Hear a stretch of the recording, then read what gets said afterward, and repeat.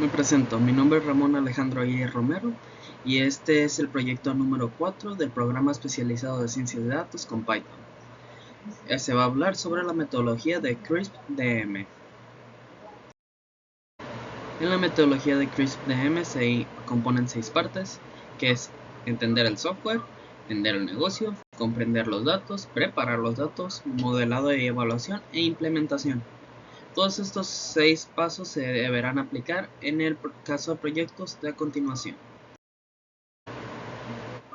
El caso sobre la empresa Salud y Seguros. En este se tiene un conjunto de datos simulados de 6 meses en los cuales se recabó la información sobre esta empresa. El objetivo es determinar la probabilidad de un siniestro en los próximos 12 meses. Para esto se ocuparon diferentes datos como es el ID del cliente, su antigüedad máxima, nivel de ingresos, saldo pendiente, puntaje de morosidad, empezando del 0 hasta el 179, pero dividiéndolos de 30 en 30 dentro de esos mismos números. Luego está el saldo pendiente del seguro, los siniestros que han ocurrido en la historia del cliente y el estado siniestro, tomando como 0 un negativo, que no ocurrió ningún siniestro, y tomando el 1 como que sí ocurrió alguno. Muchas de las empresas ya están utilizando modelos de predicciones para poder determinar un posible siniestro, de esa manera poder estar prevenidos en cuanto a diferentes situaciones. Para esto realizan diferentes cuestiones. Nosotros vamos a realizar un plan de proyecto donde se haga un análisis exploratorio de datos con la variable dependiente e interpretar los hallazgos. Para esto debemos identificar cuál es la variable más importante, realizar un análisis exploratorio de datos, realizar la segmentación de los clientes, creando variables cualitativas y cuantitativas, desarrollar un modelo que incluya la variable de segmentación y desarrollar un modelo dentro de cada segmento. Para esto se ocuparán hacer interpretaciones, conclusiones y recomendaciones. Y ahora se empieza a desarrollar el proyecto.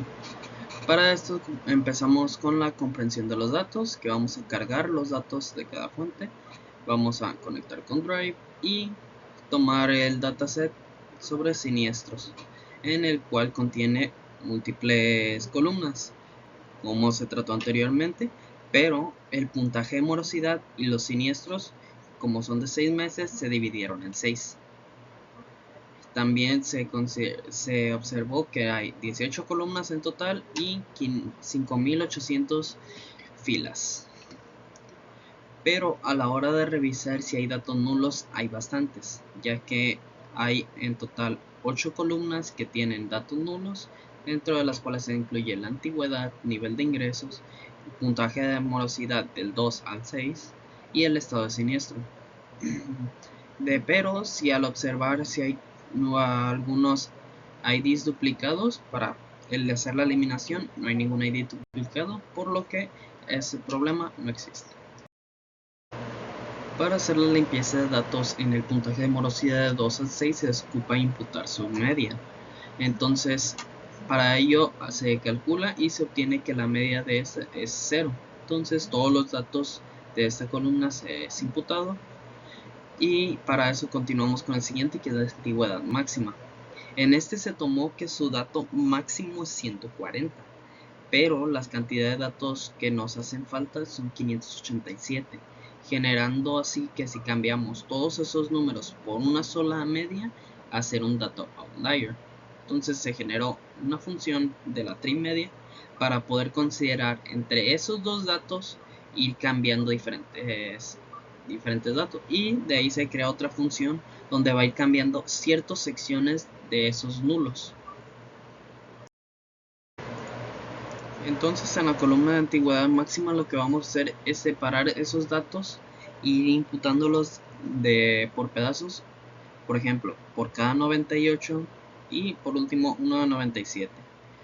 Primero se imputa 39, luego 49, y de esos dos se saca una media sacando 44, de ahí sucesivamente otra media sacando 40, 43 y 42. De esa manera todos los datos de antigüedad media ya no serán nulos, sino cada uno tendrá su propio valor.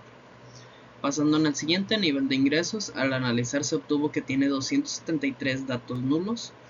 Entonces para ello se hace la media y se observa que es 1 y sí pueden entrar dentro del 1 ya que no genera un outlier.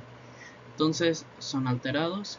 Lo que sí obtuvimos como outlier es en siniestros del 1 al 6, ya que en cada uno de ellos hay un dato que es 289. Ese causaba que las gráficas se alteraran mucho, que es lo que puede generar un outlier.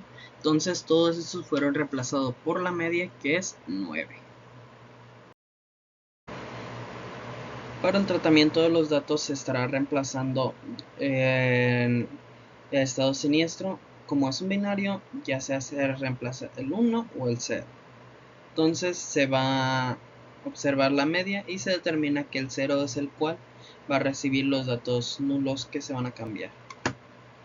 Pero para nivel de ingresos, ya al observarlo se determina que es una variable cualitativa, no cuantitativa como está marcada. Entonces se alteran del 1 al 5, del 0 al 5 que tiene, se cambia por bajo, medio, medio alto, moderado y alto, que son los diferentes valores que va a tener. Y después está el estado siniestro, que en lugar de 0 y 1 va a tener no siniestro y sí siniestro. Por último se crean dos columnas nuevas para poder determinar en algunos aspectos.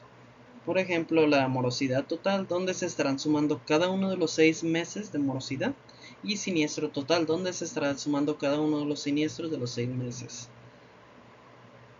De ahí se estará separando el dataset en cuantitativo y cualitativo para diferentes tipos de cálculo y se reorganizarán en uno solo.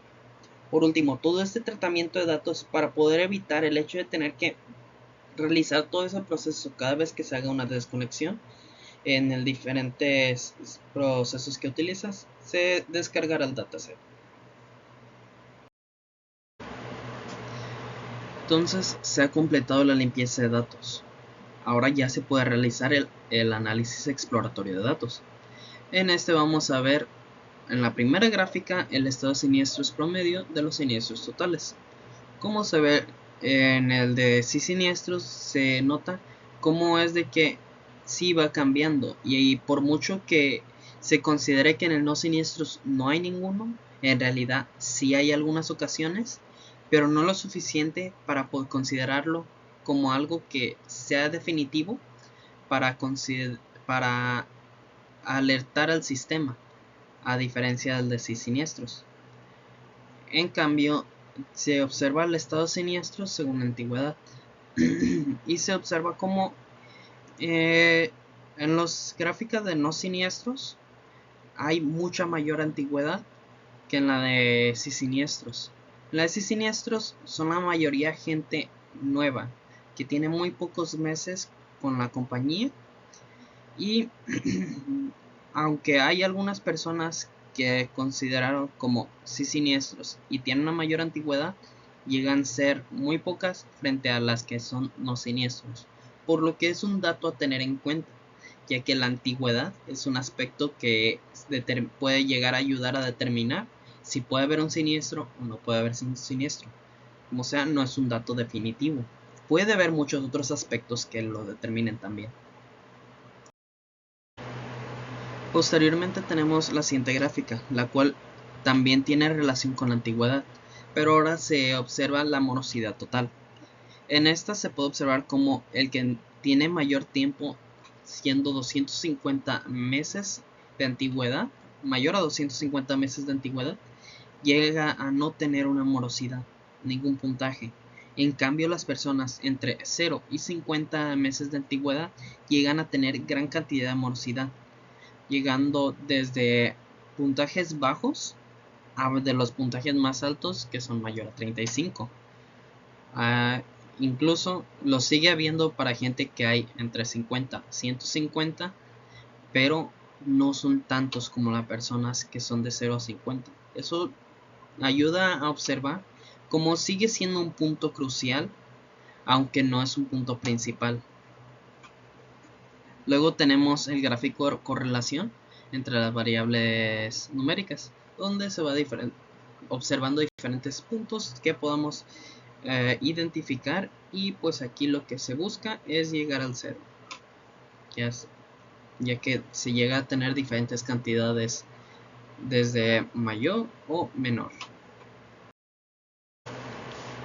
Para poder continuar con estos análisis, ahora lo que se realiza con las variables cualitativas es hacer variables dummy, que se exploran las múltiples posibilidades que puede tener.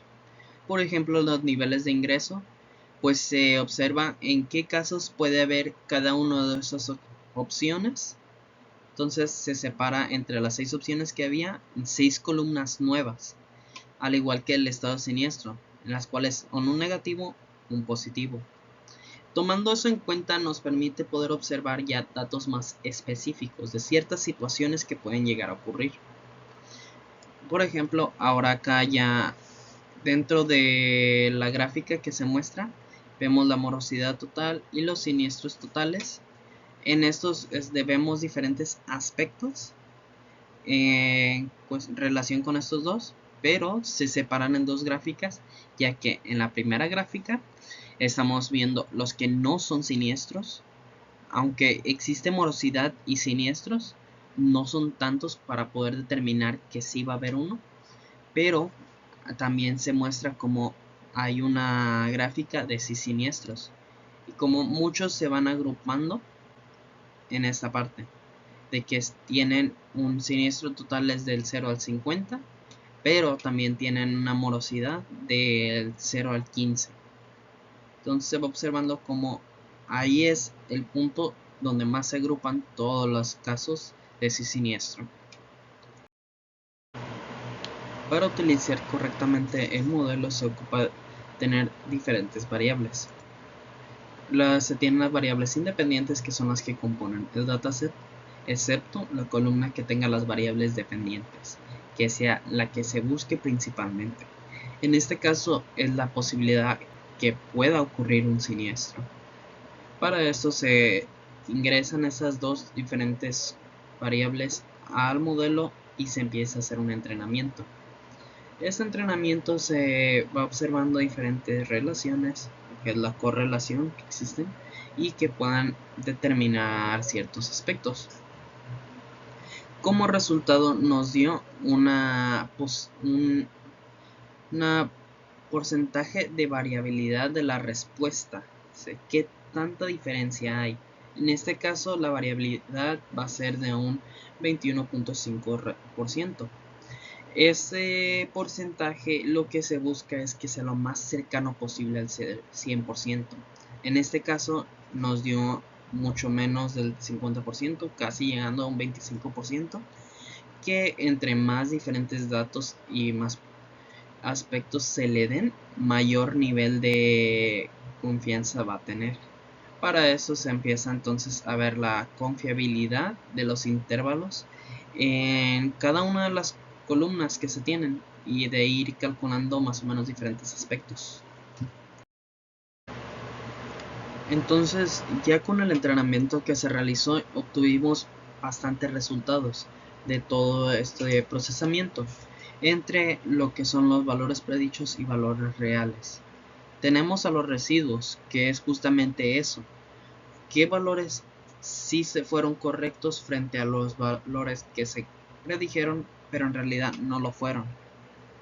Y de ahí es como se va observando cómo varios quedaron fuera, mientras que en sí hubo una gran cantidad que sí se predijeron. Por ejemplo, aquí los centros principalmente fueron los que se predijeron, y aquí están los valores predichos contra los valores reales. En todo esto nos da una métrica que podríamos considerarla bastante importante, que es utilizada para evaluar la precisión del modelo de regresión. Esta métrica define los valores predichos por el modelo frente a los valores reales del conjunto de datos.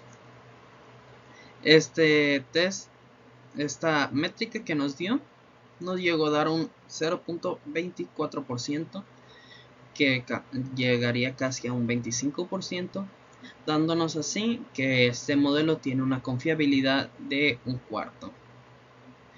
Obviamente buscando ya en un punto que es en un área empresarial, debe ser un modelo mucho más preciso. Este modelo aún no llegaría a satisfacer las necesidades, pero por ahí se va comenzando con este modelo con la precisión del 25%. Como se dijo en anterioridad, el hecho de tener un modelo con una precisión del 25% puede satisfacer algunas necesidades y algunas de las predicciones pueden ser correctas, pero en un ambiente empresarial bastante grande, una precisión de un 25% no satisfacería las necesidades que ellos requieren. Es por eso que se ocupa ir implementando mejor aún el modelo, ya sea con una mejor pulida de datos, utilizando otros modelos de machine learning, hacer o utilizar diferentes datos nuevos, crear mayor cantidad de variables, ingresar más datos, y son diferentes aspectos que se pueden utilizar para poder obtener una mejor respuesta del modelo. Por mi parte sería todo. Muchas gracias.